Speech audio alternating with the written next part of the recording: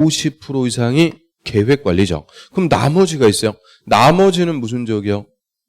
나머지 생산관리 또는 보전관리. 나머지도 다 관리지역이어야 된다. 그리고 원칙은 면적 3만 제곱미터 이상으로 지정하는 거예요. 그런데 아파트 연립주택 지으면은 10배, 30만 이상을 요구하죠. 또 기반시설 공급할 수 있고 환경 등의 훼손 우려가 없어야 된다. 그런 요건 하에 계획관리지역에 지정할 수가 있죠. 자, 오늘 63페이지로 와보시면 돼요. 63. 요약집 페이지 안 불러주면 우리 시험 볼 때 요약집 옆에 꺼내놓고 시험 보고 그런 거 아니죠?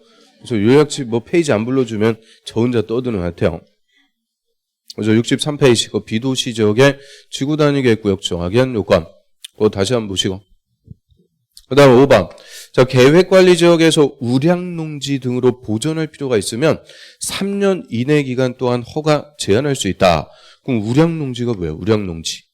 아주 토지가 비옥해갖고 콩씨만 틱 날리면 하루에 1m씩 큰다 그랬죠? 이런 보존할 필요가 큰 곳은 당분간은 개발 못하게 허가 제한할 수 있죠.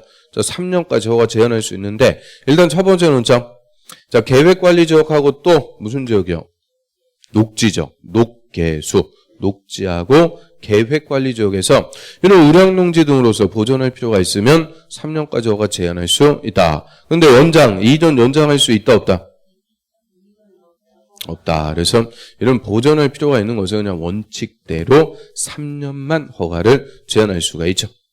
그래서 2년 연장해서 최장 5년까지 허가 제한할 수 있는 것은 도, 지, 기. 그 뒤에서 또 나오는데 뭐 표정을 보니까 틀린 것 같아요.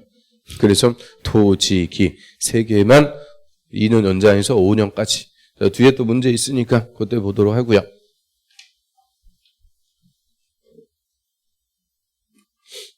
그 다음 6번 문제 보겠습니다. 자, 용도지구에 관해서 옳은 것은, 용도지구는 일부 토지에 추가적으로 정해서 용도지역을 보완해주는 역할을 합니다. 그래서 용도지역의 행위 제한을 강화도 할 수 있고 완화도 할 수 있는데 주로 건축을 규제, 건축 제한을 통해서 용도지역을 보완해주는 역할을 하죠. 그래서 1번에 시가지 방제지구는 건물, 인구가 밀집해 있는 지역. 그럼 건물이나 인구가 밀집해 있다. 이게 뭐예요? 이게 시가지. 시가지에서 시설 개선을 통해서 재해를 예방한다. 총답. 그래서 우리 방제지구는 재해를 예방하기 위해서 정하는 용도지구고요. 종류가 2개가 있네요. 시가지 방제지구, 자연 방제지구. 우리 저 강남 한복판에도 산사태 나고 아파트 접쳐갖고 사람 죽고 그랬다 그랬죠. 그래서 시가지에서도 재해가 발생하니까 시설 개선을 통해서 재해를 예방하겠다. 요게 시가지 방제지구. 그럼 자연 방제지구는 뭘까요? 자연 방제지구. 저는 35페이지 가볼까요? 35페이지.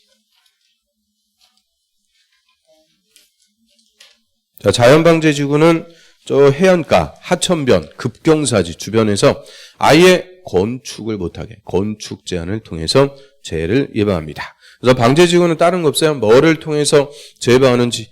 여기다 건축 제한을 통해서 재해 예방한다 이러면 틀려요. 시가지 방제지구는 시설 개선. 자연 방제지구가 건축 제한입니다.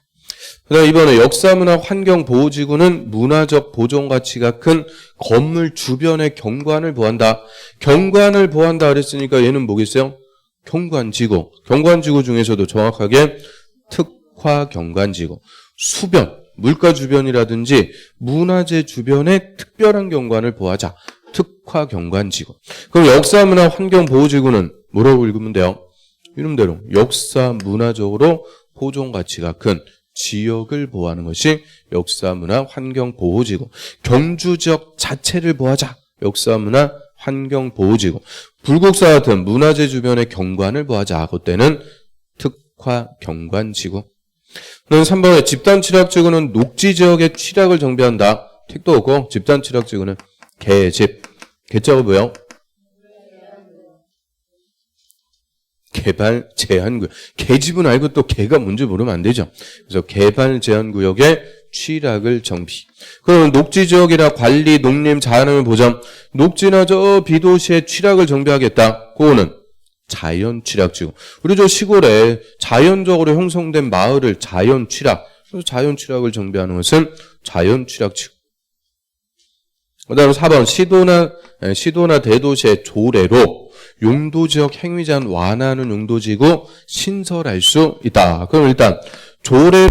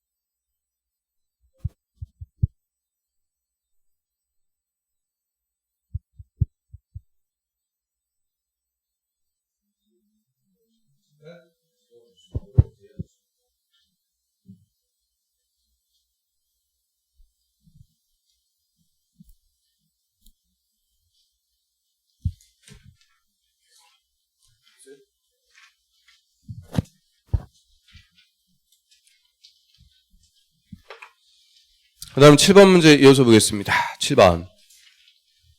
자, A시에서 갑의 대지는 총 500제곱미터인데 준주거 지역에 200, 인접한 자연녹지 지역에 300제곱미터가 속해 있다. 자, 이때 갑이 대지에 건축할 수 있는 건물의 최대 연면적 구하시오. 연면적을 구하려면 일단 용적률부터 알아야 되고요. 근데 A시의 조례로 자연녹지 지역은 용적률 100, 준주거 지역은 500. 나머지는 고려하지 않는다. 그럼 500제곱미터 대지인데, 자, 그림 그려보면. 500제곱미터인데요. 이 중에서 200제곱미터는 준주거죠. 나머지 300제곱미터는 자연 녹지 지역에 걸쳐 있는 대지예요. 그럼 여기서는 녹지 지역과 그 밖의 지역에 걸쳐 있을 때 특례로 가는 거죠. 자, 녹지 지역과 그 밖의 용도 지역에 걸치면 어떻게 된다? 따로따로 각각의 행위 제한을 적용. 다만 녹지 지역에 특례가 없는 경우가 있죠. 이렇게 녹지 지역에 걸쳤어도 녹지 지역이 가장 작은 부분으로서 330 이하면 녹지 지역에 특례가 없어요. 그런데 얘는 녹지 지역이 제일 작은 게 아니니까 녹지 지역 특례대로 각각 따로따로 행위 제한을 적용합니다. 그럼 준주거 지역은 용적률 500%, 자연 녹지 지역은 용적률 100%. 그럼 각각 계산하면 되죠. 자, 준주거 지역은 대지 면적이 200, 용적률 500%란 연면적을 대지면적의 5배.